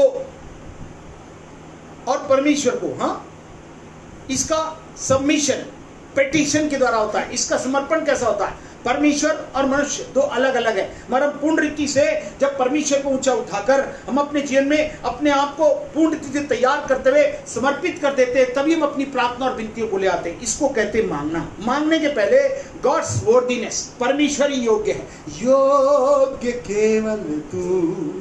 हम बोलते मगर क्या बोलने के पहले बोलते प्रभु मैं योग्य था, मैं लिखा हम जब पापी थे, भक्तिहीन थे, भटके हुए थे, तभी प्रभु ने मैं प्यार करके जान दे दिया। आज भी हमारी अवस्था, हमारी धार्मिकता फटे चिंदियों के समान है। इसलिए कोई भी व्यक्ति प्रार्थना योद्धा ये बात को याद रखे, आवर वर्थलेसनेस।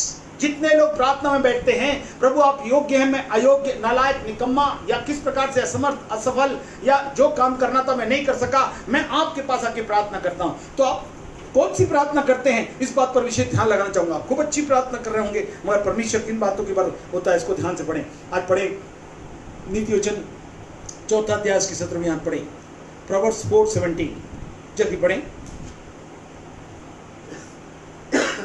वे तो दुष्टता से कमाई की रोटी खाते और सॉरी 7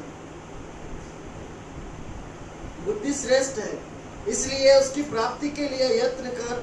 जो कुछ तू प्राप्त करे उसे प्राप्त कर, परंतु समझ की प्राप्ति का यत्न घटने ना पाए। बस बुद्धि श्रेष्ठ है, इसकी उसकी प्राप्ति के क्या कर, यत्न कर, लगन हो जाए तेरी। अभी अपन गीत गा रहे थे, लत लग जाए प्रभु मेरे को, मैं यत्न में करूं। यत्न करूं मतलब मैं भिड़ा रहूं, मैं लगा रहूं। किसके लिए? क्योंकि बुद्धि श्रेष्ठ है। क्या जरूरी है?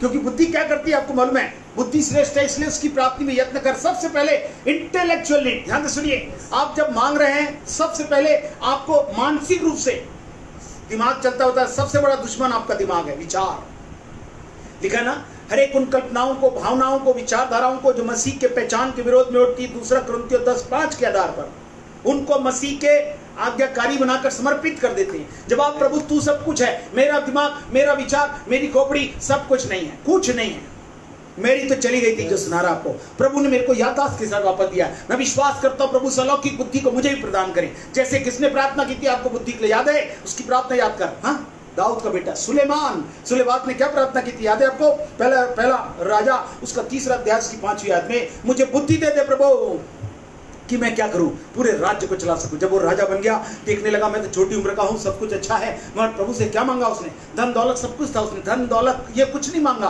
उसने क्या मांगा? मुझे प्रभु वो समझ दे दे, वो बुद्धि दे दे कि मैं तेरे इस राज्य को चला सकूं। आज भी प्रभु मेरे को और आपको जो स्थान दे दे, जो सेवा दे दे, जो भाग दे दे, जो टैलेंट और वरदान दे दे, उसको चलाने के लिए प्रभु सब प्रकार की बुद्धि, जिसमें मैं और आप अपने अपने कार्य को बहुत ही योग्यता, कुशलता और क्षमता के साथ कर सके, इसको कहते हैं अभिषेक। ध्यान से सुनिए, बुद्धि में उन बातों को मांगना जो उसके लिए जरूरी था। इसने और कुछ नहीं मांगा। जब वो राजा बनी रहता, उसको सब कुछ मिल रहा है। मैं भी और आप परमेश्वर के राजपधारी याजकों के समाज हैं। मैं और आप राजा है मसीह में और राजकुमार बना दिए गए हैं, मगर फिर भी हमें बुद्धि के क्षेत्र में आज भी हमको लगता है कि हम क्या है, अपनी बुद्धि, मेरी तेरी कुछ नहीं होगा। लिखा, बुद्धि परमेश्वर से प्यार में मिलती है, परमेश्वर की प्राथमिकता में मिलती है। यदि आप जाने तो आपको मालूम है 5 उसकी 9 और 10 आयत में बाद में लिखा है, इसको पढ़ लेना घर में जाके आप। 1 किंग उसके 3 अध्याय को घर पे जाके पढ़िएगा, जहां पर प्रभु कहता है उसने बुद्धि मांगी और प्रभु ने उसे दे दिया। मैं दूसरी एक वचन में चाहूंगा आप पढ़ें, जो वचन में लिखा हुआ है याकूब चैप्टर 1 वर्स 5-6, याकूब की पुस्तक पत्री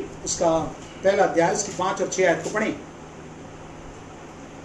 पर यदि तुम में से किसी को बुद्धि की घटी हो तो परमेश्वर से मांगे, और वो बिना उलाने दिए उदारता से देता है, वो तुमको भी दी जाएगी, मगर संदेह ना करे। सब ध्यान से सुन लीजिए, बिना संदेह के बुद्धि मांगिए, प्रभु खुलेआम दे रहा है। आज बुद्धि की जरूरत है, किसकी दिमाग चले काम हो जाए ऐसा सोचता आदमी। प्रभु कहता है तेरे लिए जो काम रखा हो ना, उसके लिए मैं तो सफिशिएंट बुद्धि दूंगा, मैं विजडम दूंगा, उसकी प्राप्ति का यत्न घटने ना पाए। आज हम प्रभु में इन बातों के लिए प्रार्थना करें, जो भाग मेरे को दिया, मेरे को प्रभु मिल गया, मैं बुद्धि से इस भाग में आगे बढ़ूं। सबसे पहले इंटेलेक्चुअल नीड है, मानसिक रूप से, क्योंकि जिसकी बोलते ना जिसका दिमाग होता वही चलेगा, जो नहीं होगा तो मुश्किल होगा। सुलेमान कितना बुद्धिमान था, धन में नंबर 1, हर बात में नंबर 1 था, किसी में पीछे नहीं रहा। सब राजाओं के सबसे धनी और सबसे धनाढ्य, सबसे आशीषित और संपन्न रूप में वो कौन गिना गया? हाँ, सुलेमान। मगर उसने मांगा क्या था? धन। धन के साथ में प्रभु ने उसको धन, दौलत, इज्जत सब कुछ दे दिया। आज भी प्रभु मेरे को और आपको सब कुछ देने के लिए तैयार है, मगर हमें प्रभु से कहना प्रभु मुझे वही चाहिए। मगर विजडम के लिए प्रभु क्या कहता है? प्योर और सफिशिएंट होनी चाहिए। ध्यान सुनिए, उसमें उलाहना नहीं होना चाहिए। इसमें जो हमने पढ़ा 1, 5 और 6 में कि क्या ना करे, कोई संदेह ना करे, बुद्धि की घटी परमेश्वर से मांगे, वो बिना उलाहना दिए सबको उदारता से देता। वो बांट बांट के नहीं देगा, इसको थोड़ा दे देता हूं, इसको इतना देता हूं, नहीं। प्रभु कहता है जिसको जिस बुद्धि की आवश्यकता है उन बातों को परमेश्वर मेरे राह के लिए देने के लिए तैयार है। इसलिए मेरे को और आपको प्रभु से मांगने की जरूरत है। मगर इसकी एक और आयत पढ़े, इसी के 3 अध्याय उसकी 17 आयत, जेम्स 3:17, याकूब 3 अध्याय उसकी 17वीं आयत को पढ़े। क्या लिखा देखिए, जो परमेश्वर बुद्धि देती है वो कैसी होती है? शेखी बिगाड़ने के लिए नहीं, मगर किस बात की होती? देखिए, पर जो ज्ञान ऊपर से आता है वह पहले तो पवित्र होता है, फिर मिलनसार, कोमल और मधुभाव और दया और अच्छे फलों से लदा हुआ और पक्षपात और कपट रहित होता है। Pure and sufficient. जरूरत ही नहीं, आपको बुद्धि मिल गई प्रभु के काम के लिए, आप आराम से चल सकते हैं। जो बिल्कुल प्योर होता है, क्रिस्टल क्लियर, जो मिलनसार होता है, पवित्र होता है, पवित्र मिलनसार। आपको जैसी बुद्धि मिलती है आदमी उसके बाद पीछे लग खड़े रहो, बता दे बता दे बता दे। प्रभु कहता है जब मैं तुझे बताया हूं इसके साथ मैं सब कुछ तुझे बताता चला जाऊंगा, क्योंकि परमेश्वर के भय मानने से बुद्धि और समझ मिलती है ना। अय्यूब 28-28 को घर में पढ़िएगा, जो लोग सुन रहे हैं सब लोग ध्यान से सुनिए। लिखा परमेश्वर का भय मानना यही बुद्धि है, बुराई से दूर रहना यही समझ है। जैसे ही आप बुद्धि प्राप्त करेंगे आपको क्या करना समझ में आ जाएगा, वो मिलनसार हो जाएगा। फिर प्रभु अपने लोगों से मिला रहेगा। प्रभु अपनी कलीसिया को लेने आने वाला है। जितने बचाए गए, छूटे हुए और आत्मा से भरे हुए लोग हैं, जिसमें लोग आज शामिल हैं, वे सब एक रहेंगे, मिलनसार रहेंगे और वे कोमल होंगे। और फिर क्या होगा, मृदु भाव, उनका भाव बदल जाएगा। फिर वो दया और क्या होगा, अच्छे फलों से लदा हुआ होगा और पक्षपात नहीं करेगा, तेरा मेरा नहीं करेगा और कपट के साथ भी नहीं होगा, मेरे पास इतना तेरे पास उतना, ये बात नहीं करेगा। ध्यान से सुनिए, इस तरह से परमेश्वर क्या कहता है, मेरा ज्ञान जो मेरी बुद्धि होती है वो इस प्रकार की होती है। For our responsibility and relationship. ये काय के लिए देता परमेश्वर, आपको मालूम है? हेलो, आपको बुद्धि क्यों देगा? कि आप अपनी जिम्मेदारी को बेहतर तरीके से पूरा कर सके। सब लोग ध्यान से सुनिए, बुद्धि इसलिए कि जो भी भाग आपका है, जो टैलेंट, जो सेवा का भाग प्रभु आपको देखकर चुनकर रखा हुआ है, क्योंकि हर एक उपयोगी पात्र है और सबके अपनी जिम्मेदारी को पूरा करने के लिए प्रभु सब कुछ देगा। दूसरा, रिलेशनशिप, उससे जो भी संबंध है मिलनसार बनाएगा। संबंधों में तोड़ने वाली कोई सी बात नहीं होगी, क्योंकि जोड़ने वाले का नाम है परमेश्वर है। और परमेश्वर जब बुद्धि देता है तो जिम्मेदारी को पूर्ण करने के साथ हमें जुड़कर एकता के साथ रहने की शक्ति देता है, क्योंकि मेल के बंध में आत्मा की एकता रखने का यत्न करें। प्रभु जब बुद्धि देता है तो उसके साथ एकता भी देता है और हमें हमको ले चलता है। तो पहली बात हमने देखा, वो बहुत जरूरी है। मांगना है तो क्या मांगना है? इंटेलेक्चुअली, मानसिक रूप से प्रभु से बुद्धि मांगे और क्या करें, निरंतर चलते चले जाए। दूसरी बात उसमें मांगा, उसमें क्या बोला है? बुद्धि। फिर उसके बाद मांगना है तो प्रभु ने क्या कहा? फिजिकल एंड मटेरियल नीड, हाँ, शारीरिक और आर्थिक जरूरतों की पूर्ति के लिए प्रार्थना करना। यीशु मसीह ने क्या प्रार्थना की थी? याद है, पहले मैंने आपको बताया था पहली प्रार्थना। फिर उसके बाद दिन भर की रोटी आज हमें दिया कर, हाँ ठीक है क्या? सबसे पहले फिर जाते साथ किसकी याद आ गई? हाँ, प्रभु कहता है आज रोटी हमें दे देना प्रभु। हाँ, प्रभु ने क्या किया? God for our daily bread, उसने प्रार्थना करने का। हाँ, प्रभु ने क्या कहा? रोज प्रार्थना करना। आज हमारे शारीरिक और आर्थिक रूप से प्रार्थना करेंगे, ब्रेड दे प्रभु, तो ब्रेड तो दे देगा, मगर आजकल ब्रेड भी महंगा हो गया है।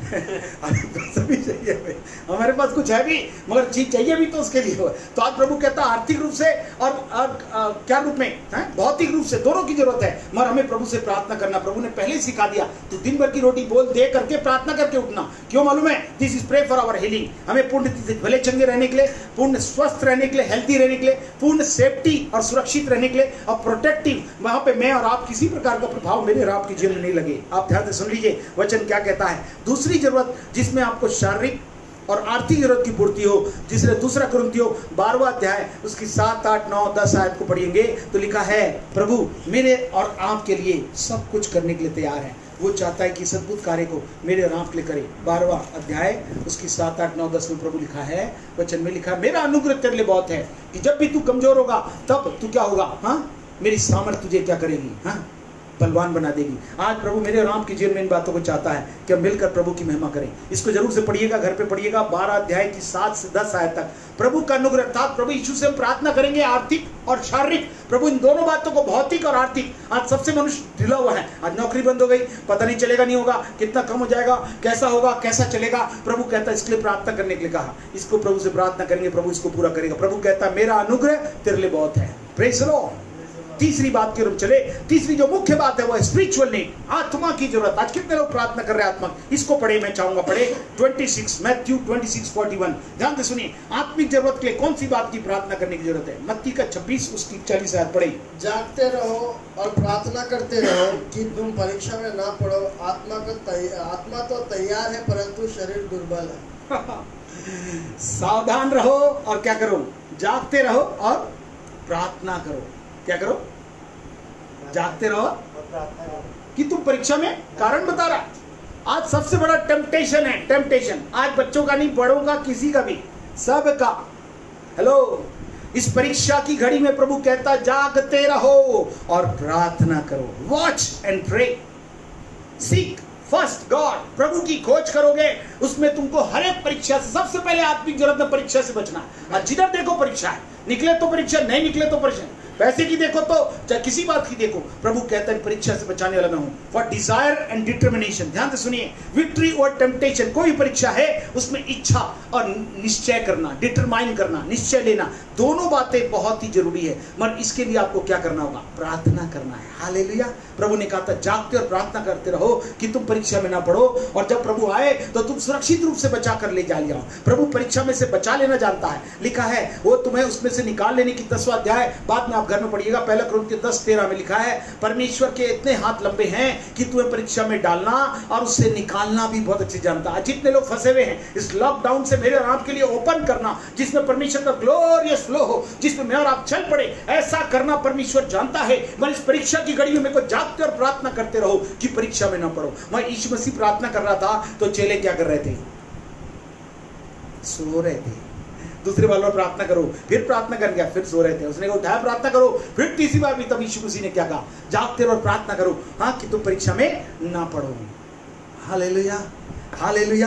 प्रभु चाहता है कि हम लोग जागते और प्रार्थना करें। दूसरी बात जिसके लिए हर एक लोग, जो आत्मिक लोग प्रार्थना कर रहे हैं, वे इस बात के लिए प्रार्थना करें। देखिए कौन सी बात है? यह है भजन संहिता 25, Psalm 25 verses 4 and 5। Psalm 25 verses 4 and 5 पढ़े। हे यहोवा अपने मार्ग मुझको दिखला, अपना पथ मुझे बता दे। हे यहोवा अपना मार्ग मुझको क्या कर दे? दिखला दे, दिखला दे, और अपना पथ मुझे किधर चलना है और क्या करना है, बतला दे। मुझे क्या करना वो भी बता दे। और मुझे आगे 5 आयत, मुझे अपने सत्य पर चला और शिक्षा दे, क्योंकि तू मेरा उद्धार करने वाला परमेश्वर है। मैं दिन भर तेरी ही बात बोलता रहा। दाऊद ने प्रार्थना की, प्रभु गुड और बेटर में बहुत सारा सिलेक्शन है, प्रभु कितना चॉइस है, मैं करूं तो करूं क्या डिसीजन लूं, मेरे को समझ में नहीं आ रहा। Life is full of choices and decisions between good and bad. मगर दाऊद ने क्या प्रार्थना की? प्रभु कुछ ही बात में अपना मार्ग मुझको क्या कर दे? दिखा दे, और अपना पथ मुझे बता दे, मुझे अपने सत्य पर चला और शिक्षा दे कि तू मेरा उद्धार करने वाला परमेश्वर है, और मैं दिन भर तेरी ही बात जोता रहता हूं। हम लोग प्रार्थना में बात जो रहे हैं बिल्कुल सच है, मगर प्रभु कहता ध्यान से सुनना भी है। प्रभु मेरे को आपको कौन से मार्ग को दिखला रहा है, कौन सा पथ मेरे को बता रहा है, कौन से सत्य पर चलने की मेरे को और आपको शिक्षा दे रहा है उसको, क्योंकि वही बात को करने वाला व्यक्ति उद्धार करने वाले परमेश्वर के हाथों में रहकर सुरक्षित रहेगा, और प्रभु उसको अपनी अद्भुत इच्छा में ले चलेगा। अंडरस्टैंडिंग गॉड्स विल, ध्यान से सुनिए, परमेश्वर की इच्छा को जानना ही बहुत जरूरी है। आपको मालूम है यीशु मसीह ने गतसमनी में प्रार्थना की तो क्या बोला? प्रभु हो सके तो कटोरा हटा दीजिए ना। प्रभु मैं सबके साथ भला किया, फिर भी मेरे को कटोरा उठाना, फिर भी मुझे क्रूस उठाना है। हाँ, तब उसने कहा मेरी नहीं मगर तेरी इच्छा पूरी हो। आज प्रभु से प्रार्थना करना, अंडरस्टैंडिंग गॉड्स विल, प्रभु अपनी इच्छा को मुझे बता दिए, मुझे करना तो करना क्या। नहीं प्रभु मैं बहुत अच्छा था, मैंने ये किया, मैंने वो किया। प्रभु कहता उसके बावजूद भी मैं तुम्हें बताऊंगा तुम्हें करना। God is pleased with those who truly seek his council. जो लोग उससे काउंसलिंग लेते, उसका परामर्श लेते, जो परमेश्वर से कहते हैं बोल प्रभु तेरा दास सुनता है, उनको प्रभु बहुत खुश होते हैं उनसे, और उनको अपनी योजना बताकर उनके जीवन में अलौकिक काम करते हैं। इन अंतिम दिनों में हर एक लोग जो आज ध्यान से बैठकर सुन रहे हैं, उनके माध्यम से अद्भुत बातों को करने जा रहा है, जब प्रभु की अद्भुत महिमा का भाग होने जा रहा है। एक और आयत पढ़े, मत्ती सुसमाचार 5वां अध्याय उसकी 13-14वीं आयत में लिखा है, तुम क्या हो? पृथ्वी के नमक हो और तुम जगत की ज्योति हो। Pray for the power to witness for Christ. याद रखिए, एक तीसरी बात जो आत्मिक रूप से प्रार्थना करने की है, एक तो परीक्षा पर जाए, दूसरा परमेश्वर की इच्छा को समझना, और तीसरा वो शक्ति जो क्या करे? मसीह के सुसमाचार को लेकर फैला दे। हमने संडे ही सुना था, और हम सबको प्रभु ने क्या बनाया है? हाँ, सुसमाचार, इवांजेलिस्टिक बनाया। हम लोग सबको प्रभु चाहता है कि सोल विनर बनाया है, कि हम लोग प्रभु की महिमा करें और उसके नाम को ऊंचा उठाएं। ध्यान से सुनिए, यहाँ पर प्रभु ने कहा क्या करो? हाँ, प्रार्थना करना है power to witness for Christ. सामर्थ के बिना मेरे नाम के जीवन में कुछ नहीं होगा। इसलिए प्रभु कहता है, प्रभु ने क्या कहा था चेलों को? तुम लोग ने यरूशलेम में ठहरे रहना जब तक परमेश्वर से सामर्थ ना पाओ। और वे लोग ठहरे रहे, पवित्र आत्मा होता और वो सामर्थ से परिपूर्ण हो गए, और यहूदिया, योशिया, समारिया और जगत के छोर तक गवाह हो गए। आज भी प्रभु मेरे को और आपके जीवन में एक अद्भुत बात कहना चाह रहा है। वो परमेश्वर की सामर्थ मेरे और आपके जीवन में अद्भुत काम करने के लिए, the power of the spirit make us dynamic in witnessing. आज भी इन सुसमाचार को फैलाने में यदि आप सामर्थी बनना चाहते हैं, डायनामिक बनना चाहते हैं, तो ये जरूरी है कि आप परमेश्वर की आत्मा से परिपूर्ण हो जाए। ना तो बल से न शक्ति से, मगर आत्मा के द्वारा सब कुछ होगा।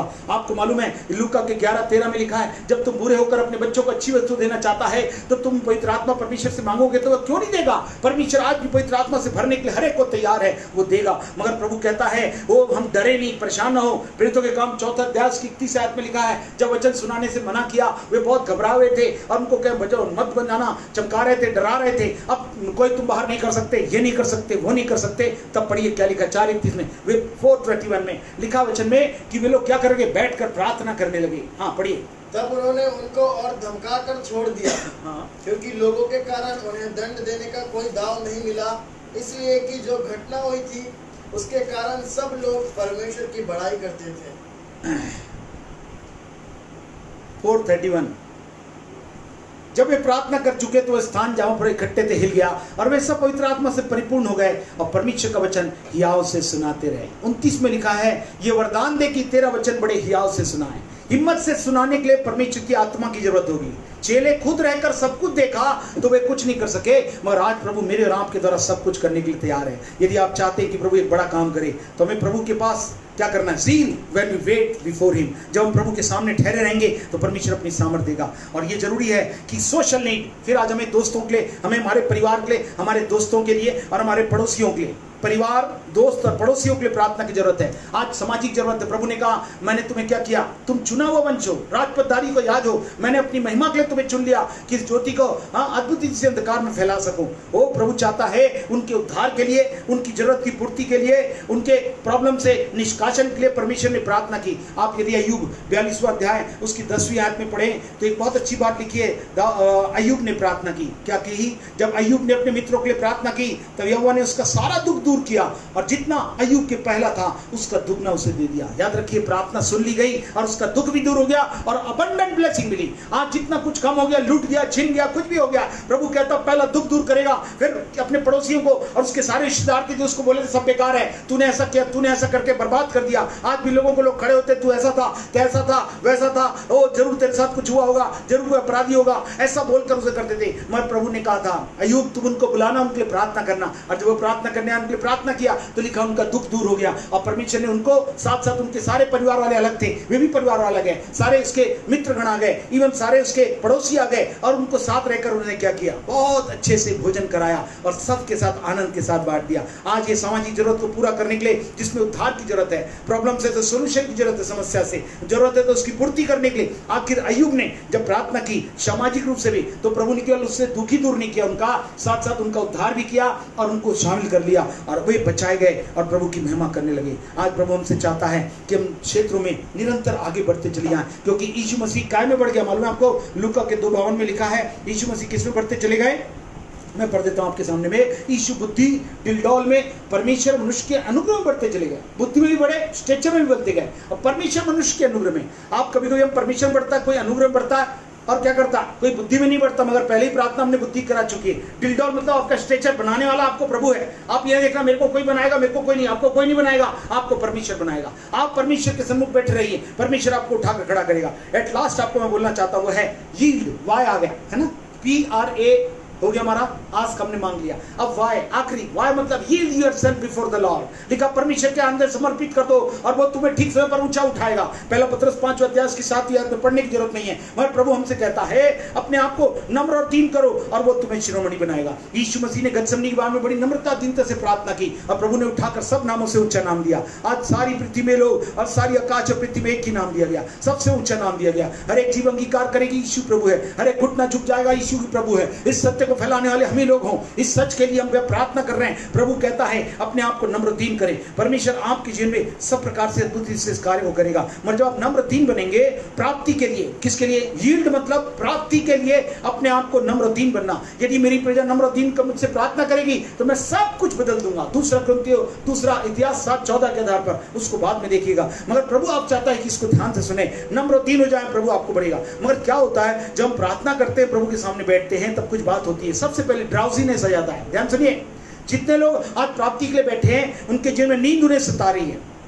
हाँ, क्या हो रहा है? ड्राउजीनेस आ जा रहा है। है, अवॉइड स्लीपीनेस, सोने के उन बहाने को कि कुछ नहीं तो हम सो जाएं, ऐसा ना करें। 20:9 में हमको मालूम है यूतुकुस नाम का जवान जब पौलुस प्रचार कर रहा था तो वो क्या कर रहा था, ऊपर में खिड़की में बैठे बैठे सो रहा था, लिखा वहां से गिर के मर गया था। ये तो प्रभु ने अनुग्रह किया, उसमें जाके प्रार्थना की और वो जी उठा। महाराज प्रभु कहता है वो जब अच्छे काम में हम लगे हैं और उसकी प्राप्ति में लगे हैं तो हमें सोना नहीं है, ड्राउजीनेस को दूर करना है, हमें वो सोते नहीं रहना, समय को गंवाना नहीं है मगर उसका लाभ उठाना है। क्योंकि मत्ती 6:6 में परमेश्वर हमसे लगातार कहता है, वो चाहता है कि हम सत्य को पहचान जाए, कि जिसमें हमसे चाहता है कि हम क्या करें, जब तू प्रार्थना करे तो अपनी कोठरी में जा और द्वार बंद करके अपने पिता से जो गुप्त में है प्रार्थना कर, तब तेरा पिता जो गुप्त में है तुझे प्रतिफल देगा। अब मैं जब प्रार्थना करेंगे प्रभु प्रतिफल देगा, वो रिवॉर्ड देने वाला परमेश्वर है। इसलिए ड्राउजीनेस को दूर कर दीजिए, प्रार्थना करिए। अगर सोने के समय कभी हम फोन में लगे रहते हैं, अपने फोन को बंद कर दे, इस समय हो सके तो फ्लाइट मोड में डाल दे, बंद भी नहीं कर सकते तो हाँ ऐसा डाल दे। और जब अगर प्रभु से बात करें तो कोई भी नींद आपको न सताए, पहले प्रार्थना करें फिर सो जाएं, प्रभु आपको मीठी नींद देगा और थकान को भी दूर करेगा। मगर आज नींद और ड्राउजीनेस कहीं ऐसा ना हो जो यीशु कुछ चल बसा, आज जीवन में ऐसी बात ना जो हमारे जीवन से चली जाए। दूसरी बात है डिस्ट्रैक्शन। आज बहुत सी खिंचाव की बातें जो मेरे को और आपको डिस्टर्ब करती है, ध्यान से सुनिए। हमारे यीशु ने क्या कहा था, वो याकूब के 4 अध्याय उसकी 7वीं आयत में बहुत अच्छे से लिखा है। यहाँ पर प्रभु का वचन साफ शब्दों में कहता है, क्या करो, परमेश्वर के, इसलिए परमेश्वर के अधीन हो जाओ और शैतान का सामना करो, वो तुम्हारे पास से भाग निकलेगा। परमेश्वर की अधीनता का मेरे और आपके जीवन में डिस्ट्रैक्शन, कोई बातें आपको जब आप परमेश्वर के सामने है तो इससे बढ़कर कोई नहीं है।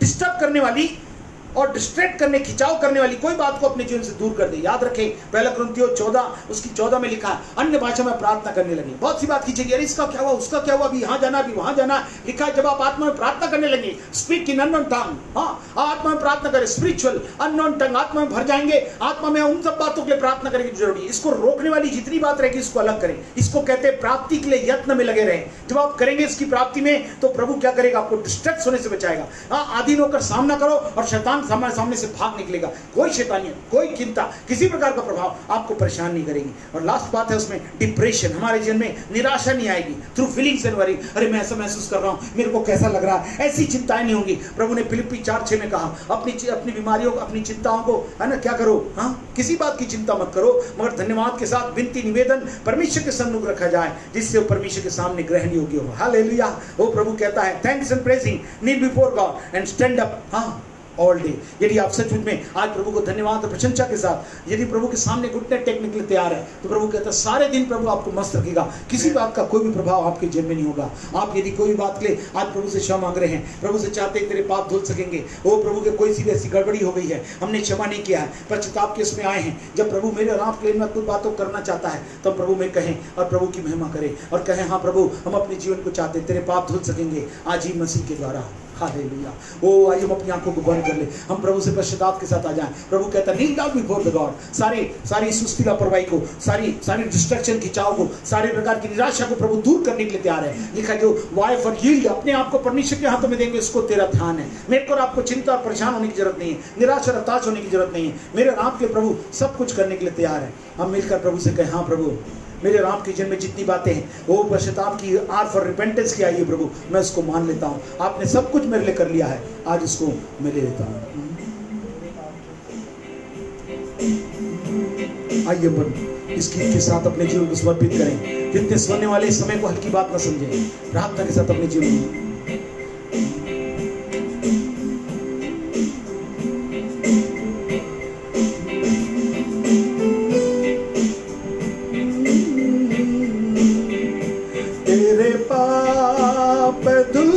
सकेंगे आज ही मसीह के द्वारा, तेरे पाप धुल सकेंगे आज ही मसीह के द्वारा।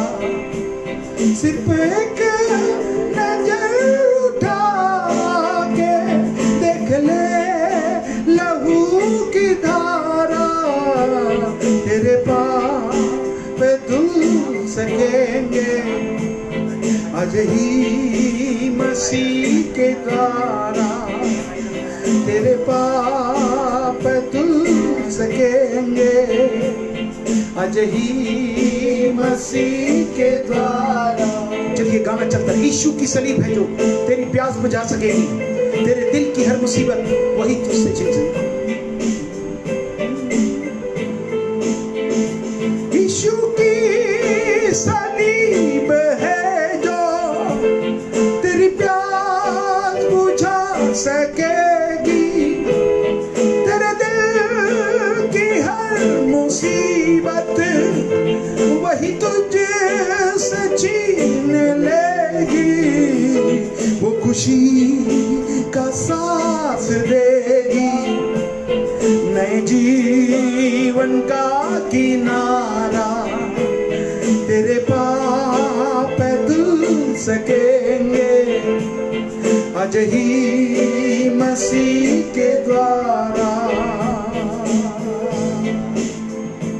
सच में प्रभु मेरे और आपके लिए सब कुछ करने के लिए तैयार है।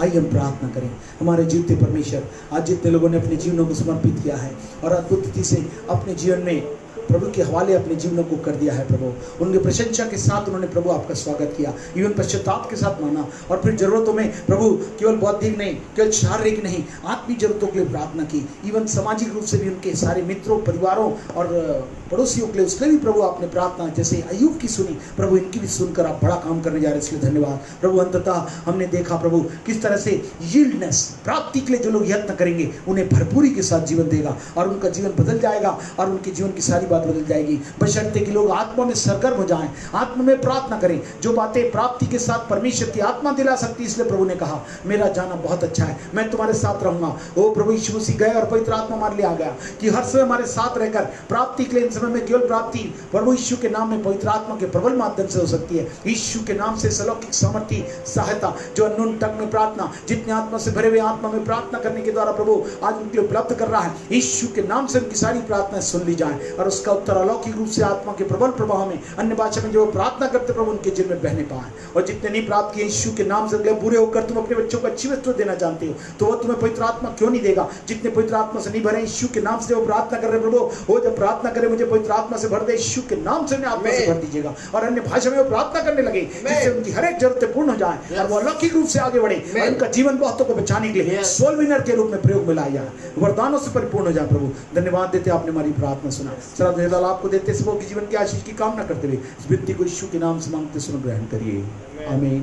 अब हमारे उद्धार करता प्रभु यीशु मसीह का अनुग्रह, परिशुद्ध का प्रेम, पवित्र आत्मा की भागीदारी हमारे साथ सभी लोगों के साथ, विशेषकर उपस्थित समर्पित हर एक लोगों के साथ जो इसमें शामिल है, आज से लेकर आपके द्वारा आगमन तक होती रहे, आमीन, आमीन, आमीन, आमीन। God bless you.